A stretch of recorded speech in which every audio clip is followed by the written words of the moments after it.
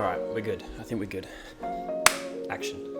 Hey, hello. My name is Billy. I'm a full-time video game developer and part-time hobbyist ceramicist from Melbourne, Australia. So I started Pottery in 2013, and so it's been just over a year, and I thought it'd be fun to do a year in review, or just over year in review. So first I'm going to go through how I got into pottery.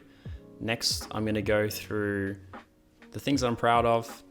And then after that, hopefully everyone stays to the end, and I'm going to go through the main things that I've learnt just about pottery and I guess more the being creative in general at the end, like the biggest lessons I've learnt in my first year. So how I got into pottery, as I mentioned, I'm a video game developer by trade, that's my profession, but I was looking for a creative outlet that was more like hands-on. I spent a lot of time on the computer, which is great, but I needed something that was more tactile. I do a lot of rock climbing as well, and that leads into the story with how I got into pottery. Turns out a lot of rock climbers do pottery. I don't know why, but at least in my experience. And one of my friends that I met through there had an old broken Venco wheel, and he's like, "Hey man, you want to get into pottery? You can have this Venco wheel." I missed a step. I'd gone to a local studio and done a single session throwing class, and I really enjoyed it. And I was just like talking about it with my friend who does pottery. And anyway, so he let me know that he has this spare wheel, that it's broken and that I'll have to fix it, and that's fine. And so I got it home, I plugged it in, and turned out it just worked. And I'm like, "Hey man, do you want this back?" Like, because pottery wheels are expensive, turns out, I've learnt. I'm like, "Do you want it back? Because it's working." And he's like, "No, it's fine. You can use it." And so I plugged it in. I just like sat on my totally messy garage at the time because I just moved house, sitting on 2 car tires, just trying to learn how to do pottery, watching heaps of YouTube videos and just learning how to throw, basic shapes and cylinders and that sort of stuff. I did another single session class at 1280, which is a local studio here, and learn a bit more about those fundamentals like centering and making cylinders and wedging and stuff like that. And so from there, I kind of, was constantly talking to my friends who were doing pottery, and a lot of them don't have a space to throw, like to have the wheel and throw properly. It's kind of an inconvenience if you're in a smaller house. And I'm like, well, I've got this garage, like it's just me in there. I'll clean out all this shit, and you can move your pottery wheel in, and we can throw together, and it'll be really wholesome. And so from there, I just went crazy buying, like, I'm on Facebook Marketplace constantly buying shelves and storage and all these different things that you do when you get into pottery, which is really fun to do. And long story short, that basically happened another 3 times. And now there's 4 pottery wheels in the garage, and they've got they've got access to the garage door. They can just come and leave whenever they want. And it's been really good because when it kind of adds an extra layer of getting me to think about throwing more often. If they come around, I'm like, "Oh, I'll throw with you." I get to like learn off them, and they give me tips.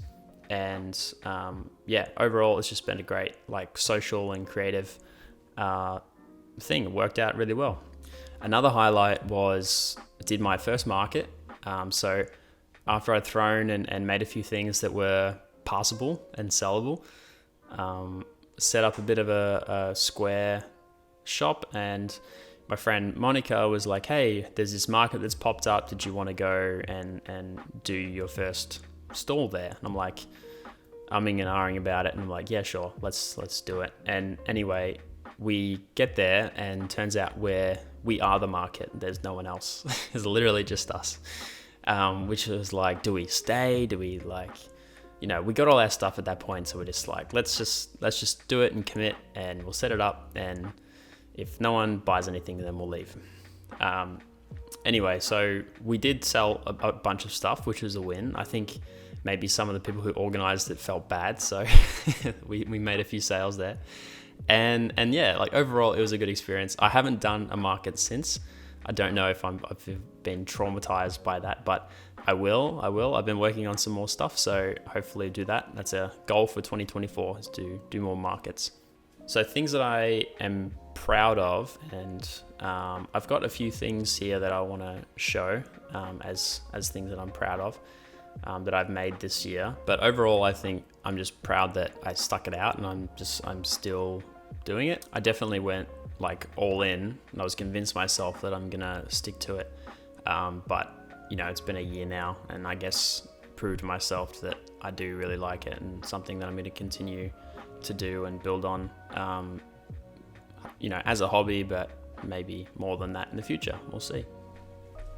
So I don't have everything that I've made still. As I mentioned, I sold some things, but I've made, like, last year was the year of bowls. I made so many bowls.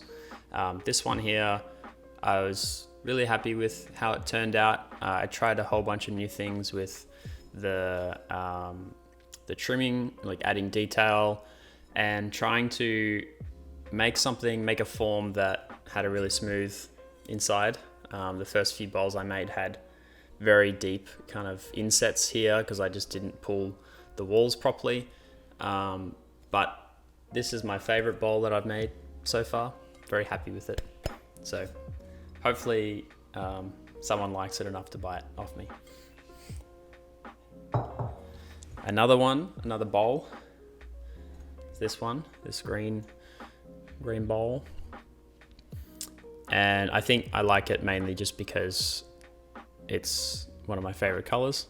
I love green. I've got a lot of green things. And I just think it turned out better than all the other ones. So that's why it makes the list.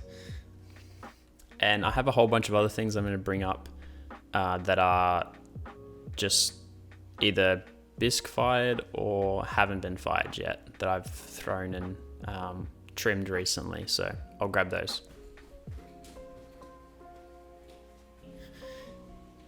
All right, and from the bisque items, I guess I'll just do one of each. I'll do finished pots and then bisque pots and what do you call it? Unfired pots.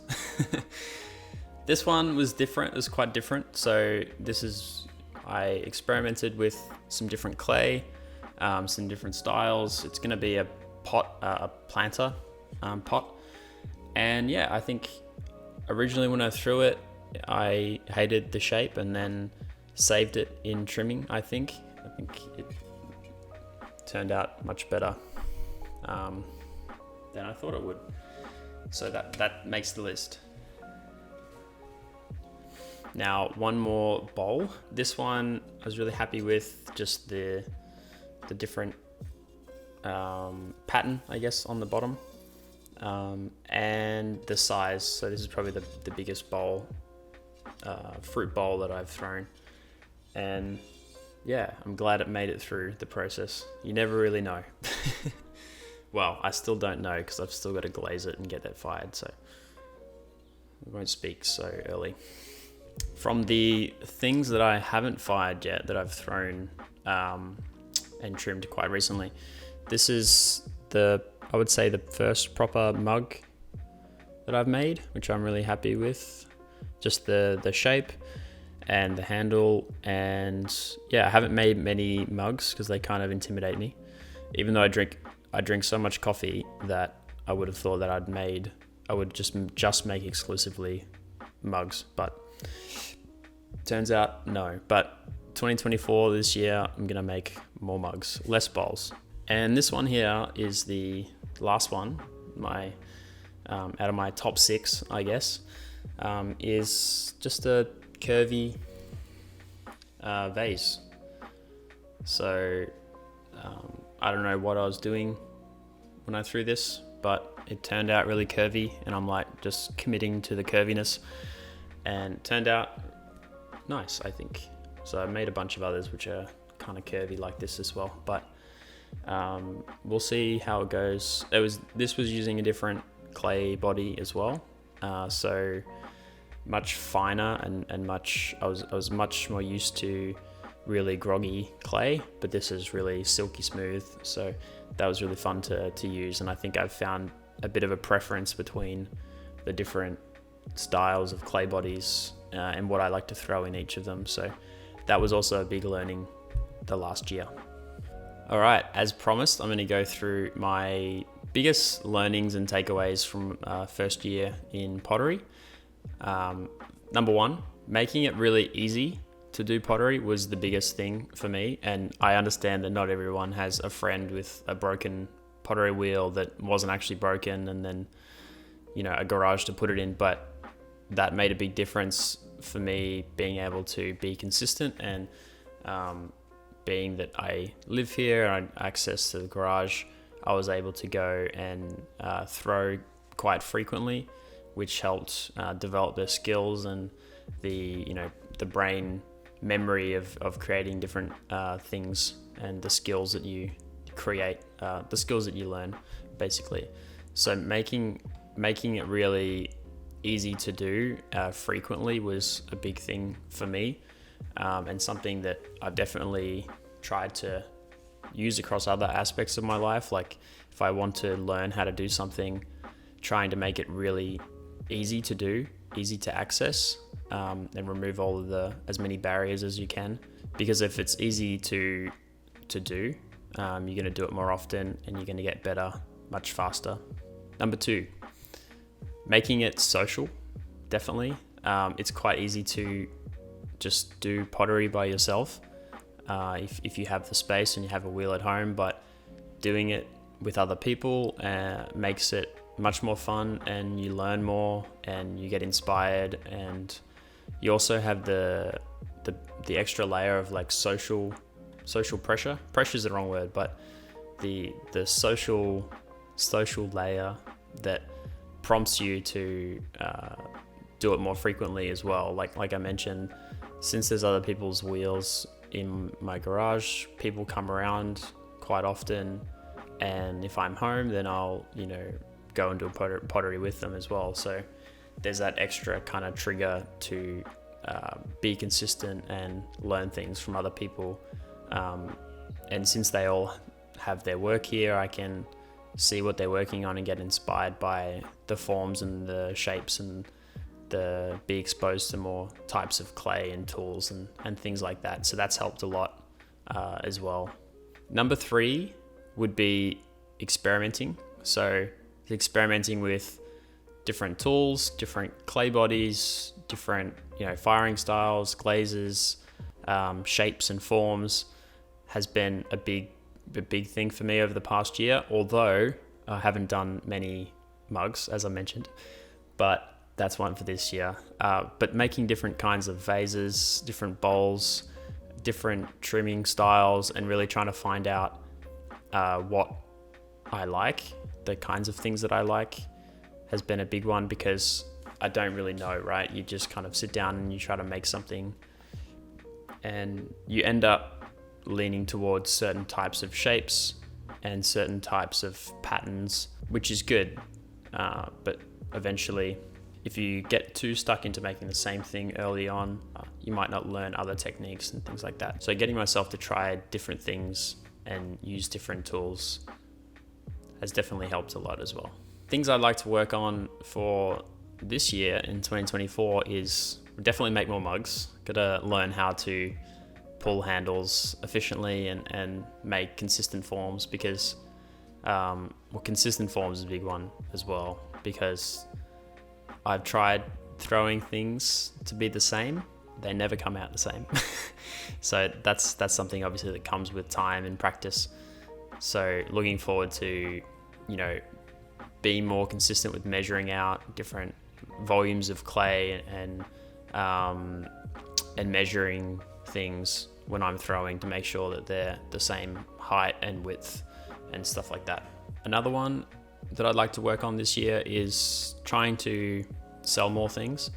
And that's not necessarily like a financial thing. It's literally that I've got so much work now that I'm gonna start running out of space, which is a good problem to have, I guess. It means I'm making stuff and being consistent, but eventually you've got to let things go and sell things. So attending more markets and learning the ins and outs of selling things, that's going to be a fun one. So that's it. That's my year, my summary of the last year in pottery. I hope to be making more content. Eventually I'll try to create more content, instructional videos on the wheel, working with clay, trying to teach some of the things that have helped me to people who may be just starting out, who are, on their day one or first year, just like me. And let me know what you want to see below, or if there's anything that I said that you want me to expand on, I can make videos and stuff about that. But for now, I better go make some stuff. So, see ya.